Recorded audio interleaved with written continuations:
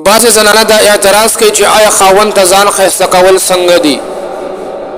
نو جواب دا ده چې خاوند ته ځان ښایسته کول دا بالکل صحیح دي، بلکې زنانه له پکار دي چې هغه خپل خاوند ته ځان ښایسته کړي، یعنې ښه مزېدار رانجه ولګوي، لاسونه او خپې سره کړي، دغه شان داسې رنګ جامې دې اچوي کوم رنګ چې خاوند ته خوښ وي.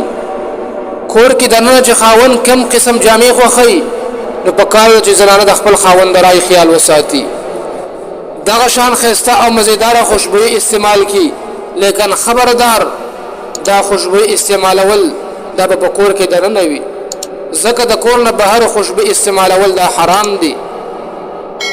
دا رنګ رانجو دنداسه نکریزي خوشبویي او ښایسته جامې دا ټول ظاهري حسن دی، د ظاهري حسن سره سره باطني حسن هم ډیر ضروری دی. د باطنی حسن او جمال لزما مراد د روح جمال دی، ذکر رسول الله مبارک فرمایي اکمل المؤمنین ایمانا احسنهم خلقا، د ایمان په اعتبار سره کامل مؤمن هغه دی چې د هغه اخلاق ښایسته وي. ښځه که جامې ډېرې ښایسته واغوندي، خپل ځان ډېر ښایسته کي، لیکن دا ښځه بد زبانه ده، بد اخلاقه ده، بد کرداره ده، نو آیا خاوند به دې ښځې ته نږدې شي؟ چېرته هم نه نږدې کېږي. محترمو، نو د ښځې اصلي جمال حسن هغه د ښځې اخلاق دي.